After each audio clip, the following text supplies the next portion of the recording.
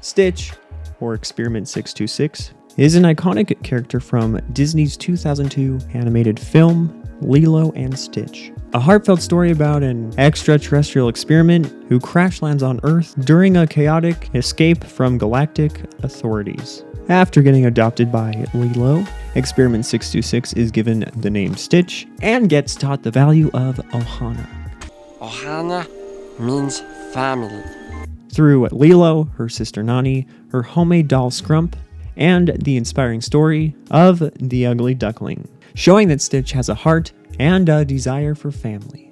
Stitch's journey from project idea to physical model started with Stitch being the popular vote on a "What should I build next?" project poll that I posted on Instagram. Of the 4 ideas I proposed, he was up against the lovable snowman, Olaf, for my next endeavor, digital sculpting.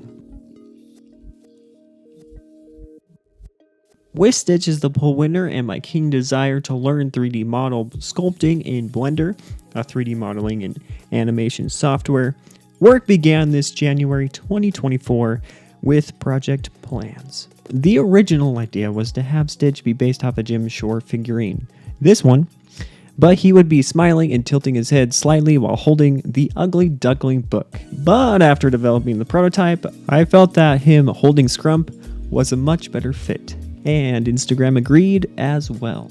Following these plans, I got to work sculpting Stitch, learning the ups and downs, frustrations and victories, as well as fun things I could do with Blender sculpting tools, going from head to feet, teeth to ears, all while balancing schoolwork and life's priorities, which turned this project into a 6-month journey that became well worth it. After roughly 5 months of work, I finally ran test prints of a fully sculpted prototype Stitch model, mainly to see how he would look and for any adjustments that I needed to make.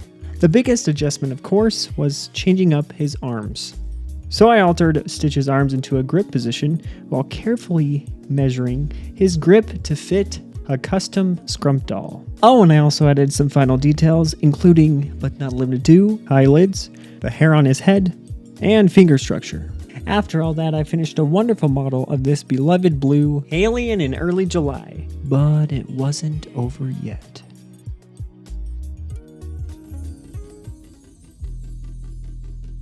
It felt like things were just getting started. After having the final model cut within a Prusa slicer into 4 pieces and printed on a couple Prusa XL printers, as well as one unfortunate print failure, the digital side of Stitch was complete. Once all 4 pieces were assembled, I had a 22-inch Stitch sitting right in front of me, albeit with a few noticeable joint seams.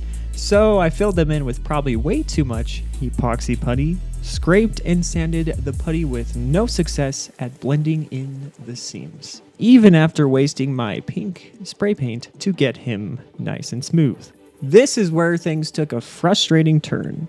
I began the unfortunate chapter of utilizing water putty to blend in both visible seams and 3D print layer lines. Back and forth from putty to sanding I went, only to have it crack and peel. So I ended up removing what I could of this water putty and decided to try using an automotive filler spray. Keep in mind that I did some research, and both water putty and this automotive filler spray were recommended for PLA 3D print lines and seam blending. And unfortunately, that spray cracked as well. Too much heat, maybe? Whatever the cause, I still sanded it down a bit. Then I just decided to spray paint it blue and try applying a rough texture with sandpaper. It didn't quite work as hoped.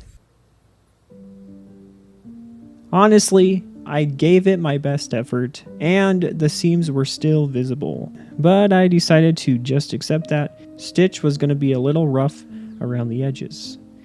Things can't be perfect, unfortunately. So after a deep blue spray paint was applied, acrylic detailing commenced. Also, I don't know why, but he had 2 dents in the back of his head. So I fixed those. And after the ups and downs of priming and painting, Stitch was finally finished. But wait, something's missing.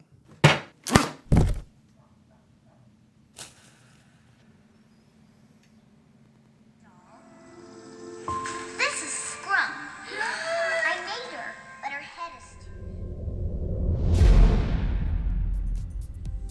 There you have it, from default cube in Blender to a 22-inch model of Stitch holding Scrump.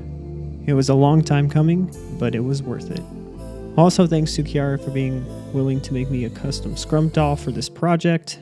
She makes wonderful amigurumi figures.